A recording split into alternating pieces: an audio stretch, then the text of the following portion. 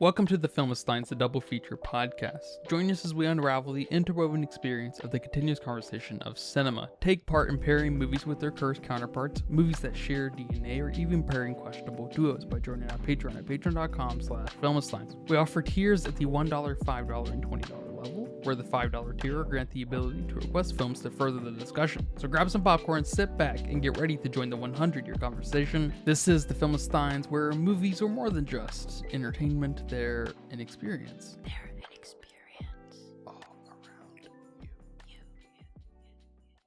And welcome back to another episode of the Filmistines. Thank you guys for joining us today. Today I am joined by my trickster friend, Lucy. Hello, everyone.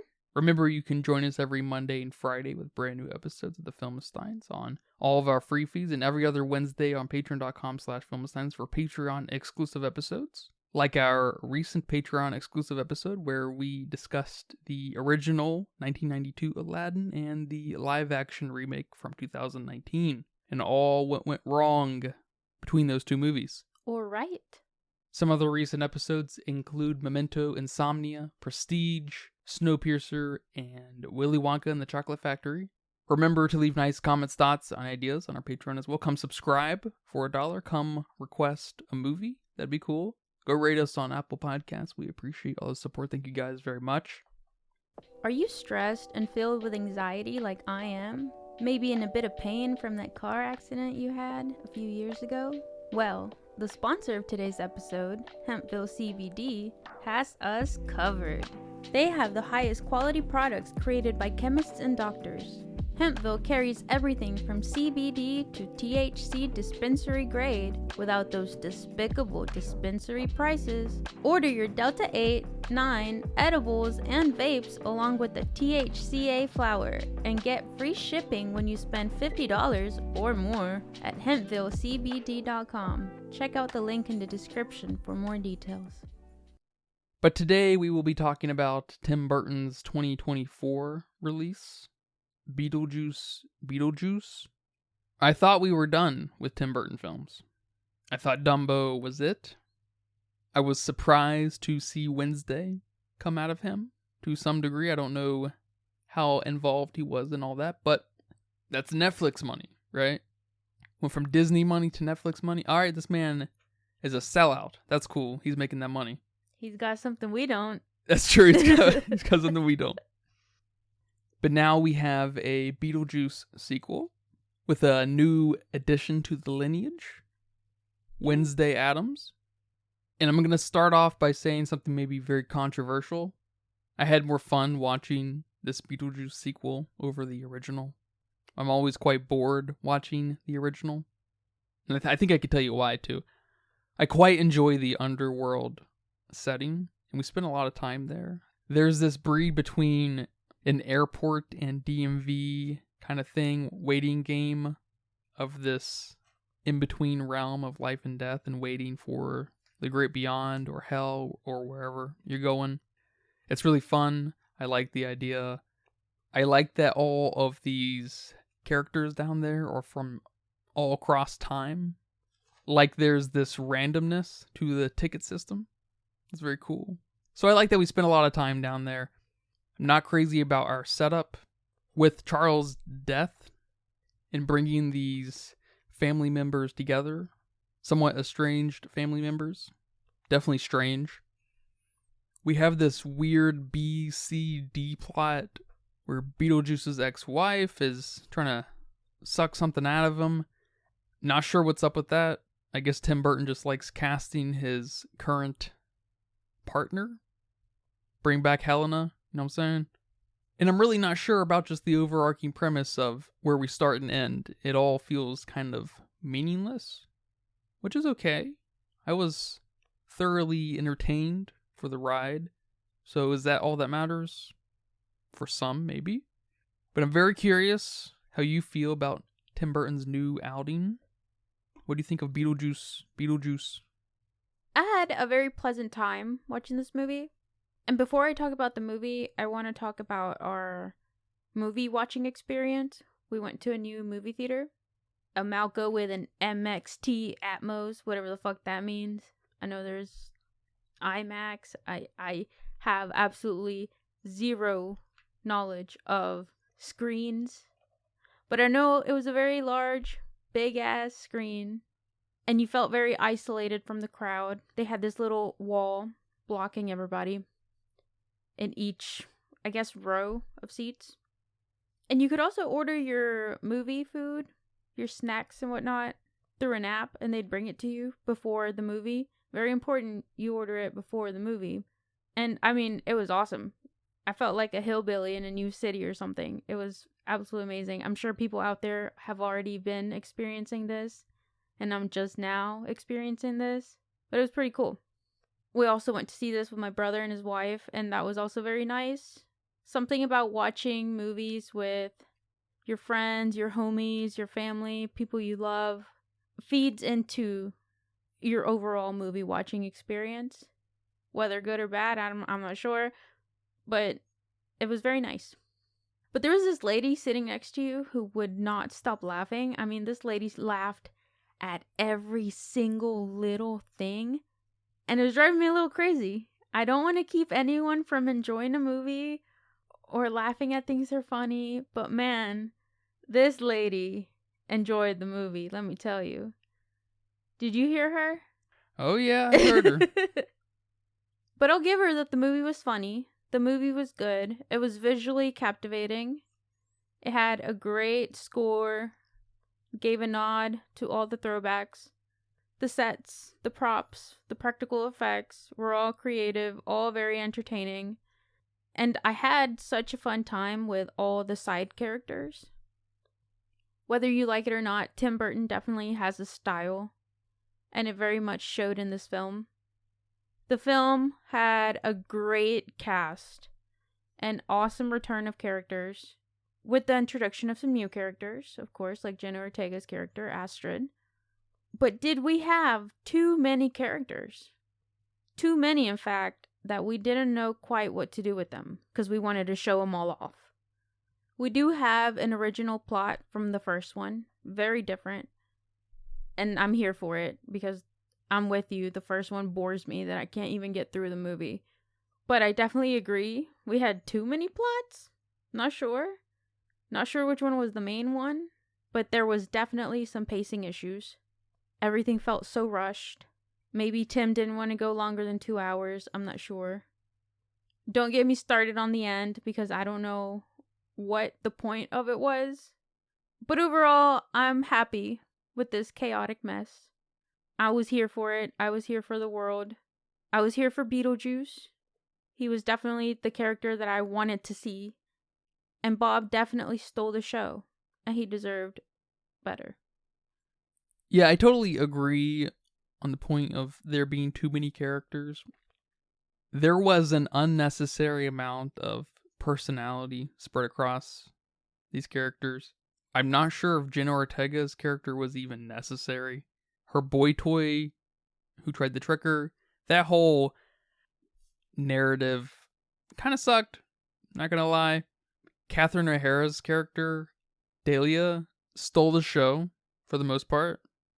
But this backbone of a catalyst to kind of jumpstart a lot of the narrative with Dolores, Beetlejuice's former wife, was completely insane in the worst way possible. We gave this like bare minimum kind of monster stalking thing to just move these characters along.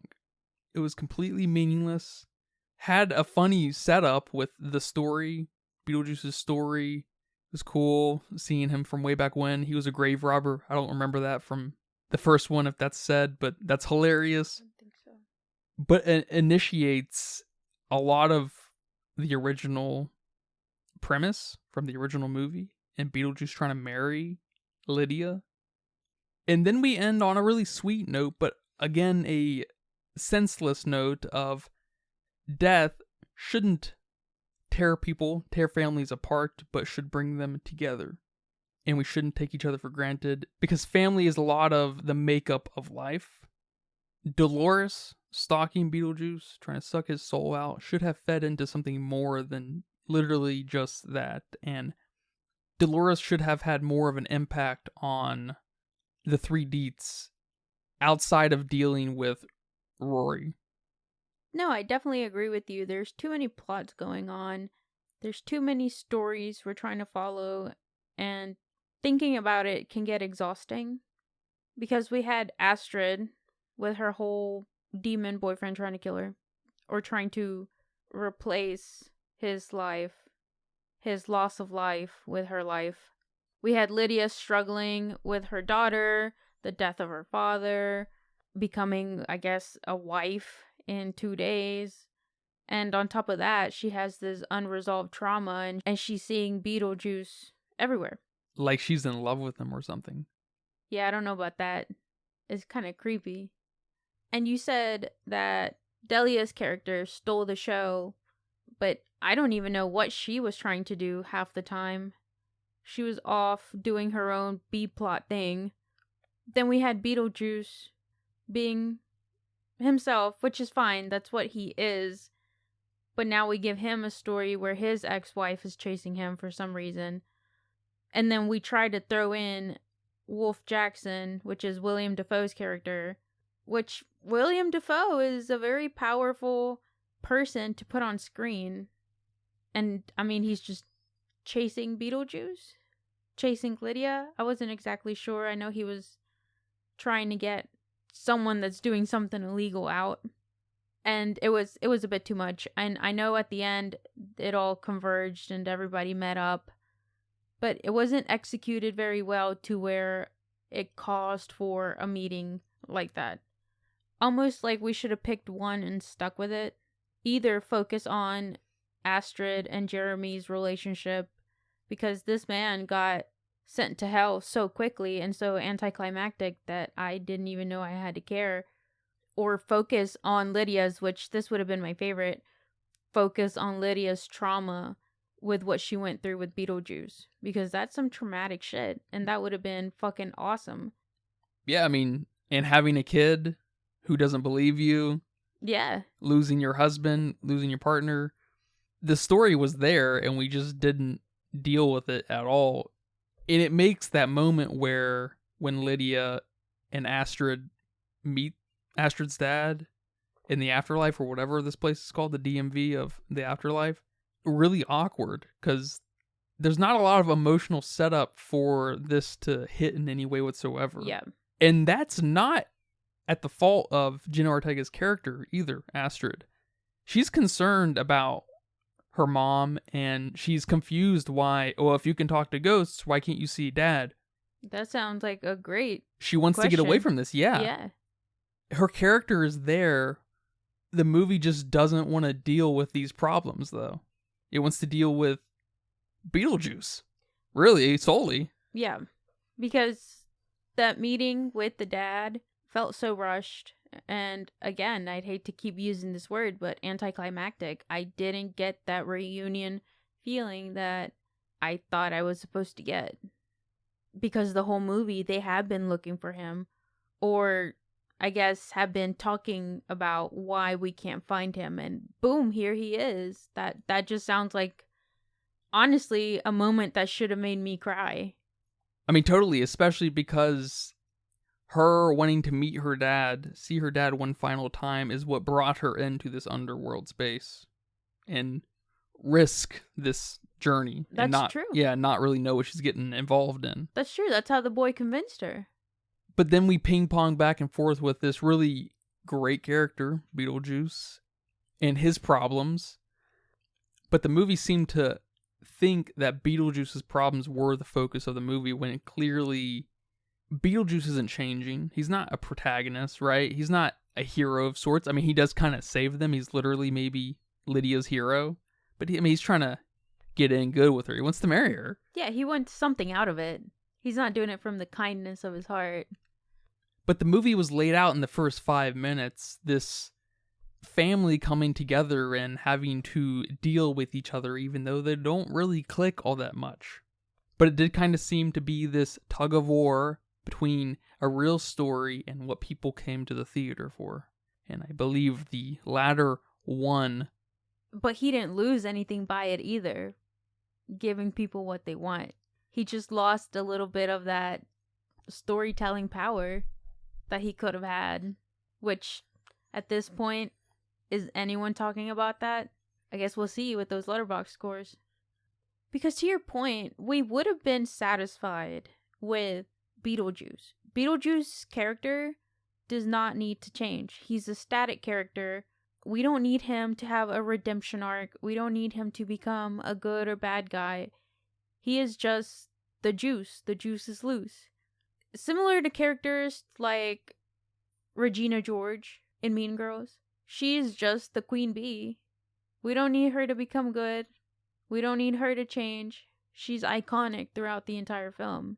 And our story is centered around Katie and Katie's relationship to Regina.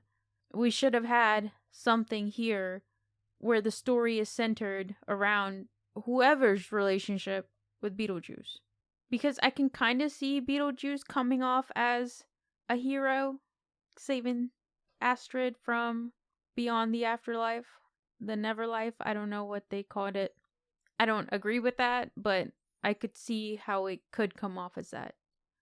Yeah, because you could have seen a better movie come out of this where we do focus on the three, the lineage of the Dietz, and the dynamics between the three, especially Lydia and Astrid's relationship, and Richard, Astrid's dad, dying. While in the background, we get more of the same out of Beetlejuice, what we love, and it could be even visually and plot-wise still more of the same where he does want to marry Lydia, which we do get, but we seem to dial in the focus on that, and we could have just completely cropped Dolores's thing, although I liked her little introduction of her putting herself back together. Yeah, that was awesome. That was cool with Danny DeVito. You can't put a character in there, though, just to give them an awesome introduction. Because I agree with you. That was pretty awesome. Her, stapling herself back together. I don't know what she was doing. It was so cool. Yeah, and it not go anywhere is a shame. Yes. It needs to be somewhat of a focus in a real plot kind of way. It's a focus in a look at this kind of way. This is coming to get you, but we don't really know why. Well, we know why, but there's no bigger picture of why. She wants to suck on Beetlejuice, that's fine, but how great would it have been if we had this microscopic story of the phenomenon of death bringing people together? And Beetlejuice could have been doing his whole thing about hooking up with Lydia. And Lydia's like, no, don't touch me, Beetlejuice. I don't like dead people. But she does. We know she does. She was like, you're 700 years old. And I'm like, 40. That's what they all say. Yeah, Tim Burton's movies tend to have a message when dealing with death.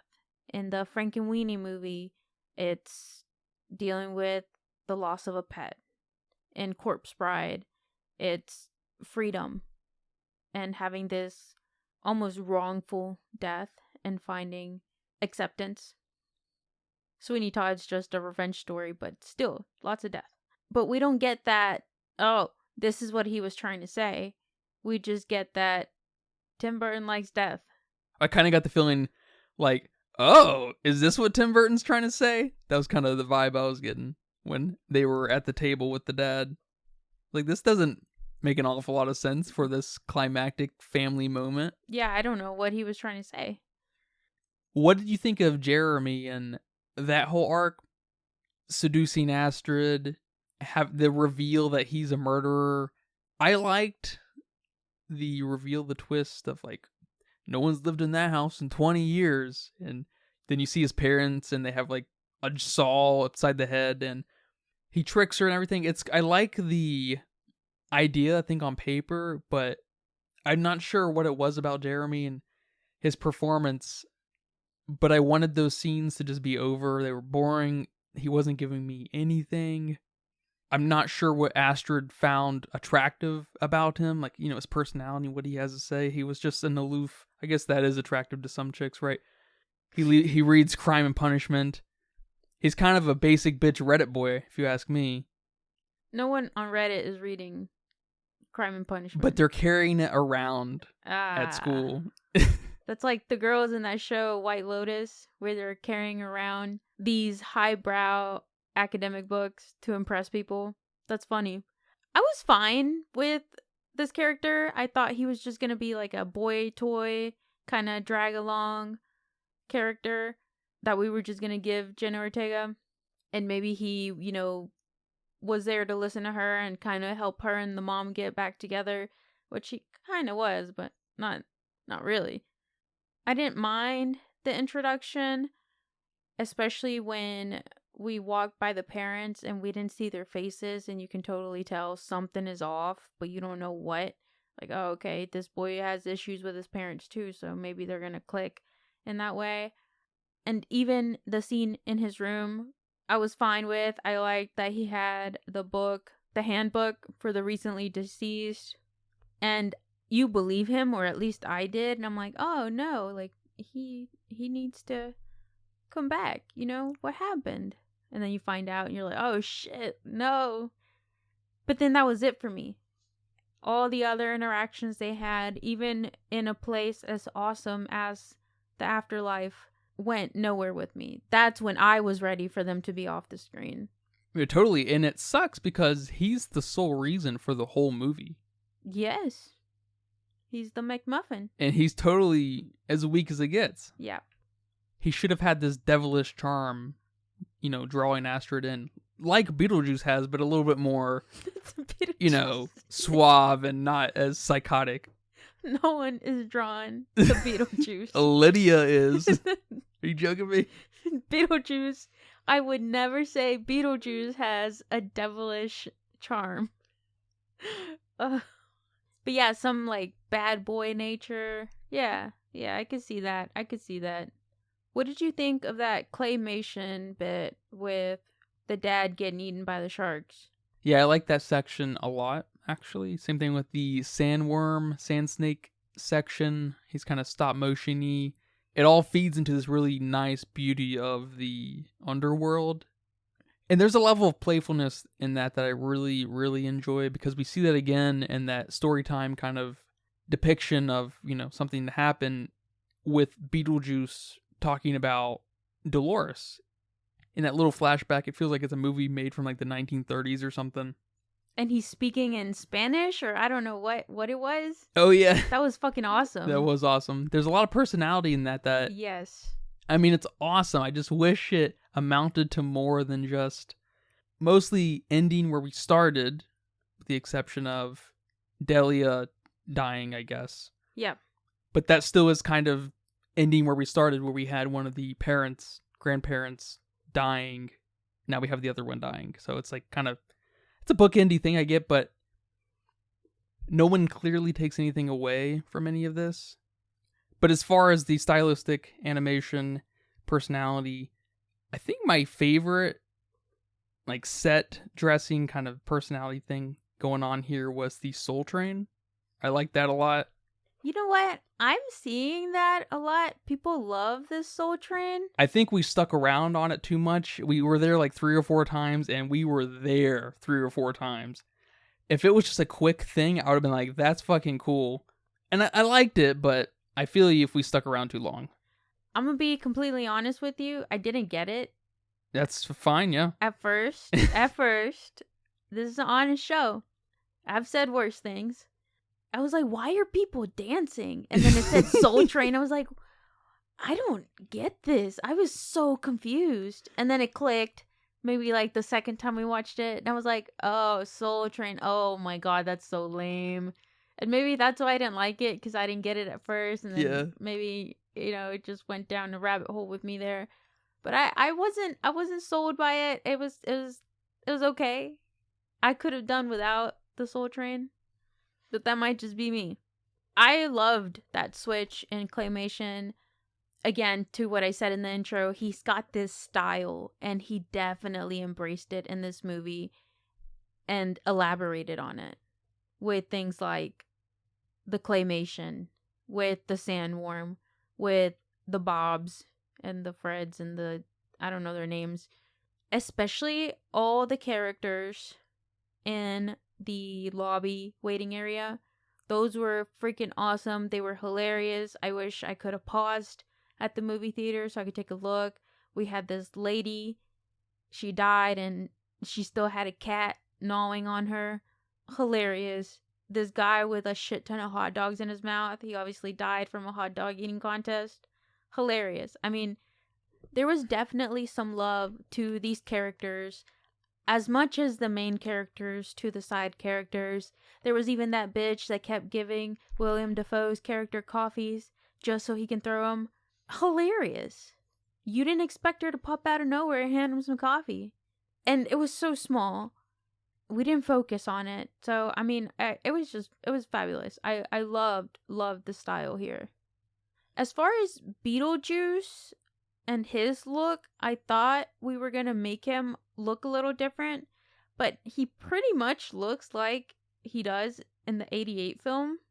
And I still don't know how I feel about that. Maybe I would need to see different versions of him, of how they were going to do it, but then decided to go classic. Because I'm here for characters getting revamped and looking better. One of the main films that comes to mind is The Exorcist, and Reagan just looking awful, really bad as the demon Reagan. But in the new movie, we completely make her so much better. Not that Beetlejuice's character was bad.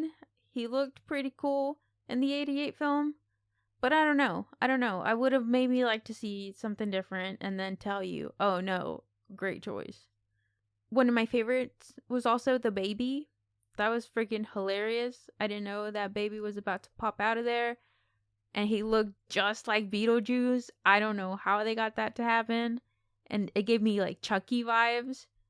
And then we brought him back at the end. It was pretty cool. There was one scene that I'm not sure I like, and it's so small that maybe it's just a me problem. But it was that scene when Rory asked Astrid if she would like to talk to him or something and process her emotions. And then she gives this weak-ass burp and says, emotions processed. I don't know how I felt about that. That's the cynicism of the Zoomer generation. Well, it gave me Norbit vibes when Respucia tells Norbit she's pregnant. When Norbit tells Respucia she's pregnant, and then later on in the film, she farts. And like, there's your pregnant, there's your baby, and then she farts again. She's like, and then they're twins. And I mean, that's funny. It's funny. But I didn't find it funny here.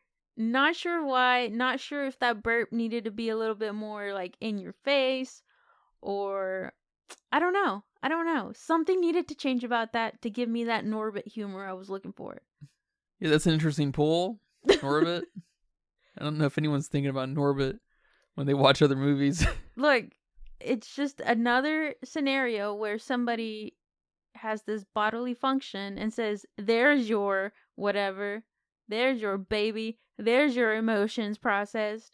So you wanted her to fart, is what you're saying. She just rip a fat one right there. Maybe that's what Rory. I wanted. I wanted a louder burp. I think that's what I wanted. Commit or don't do it at all.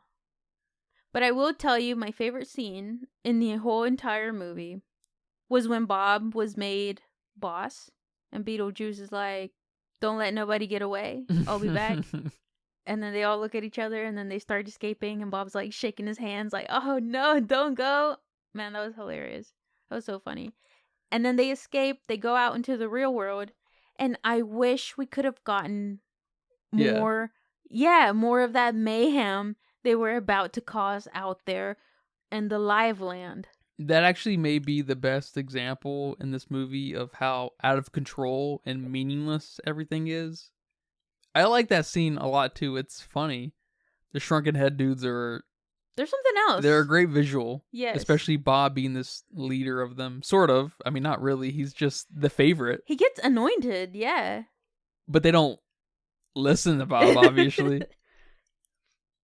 But then they all run out, and it just made me think, at least in retrospect, yeah, that's about what this movie is. Like, all these things that happen just don't go anywhere. Nothing matters.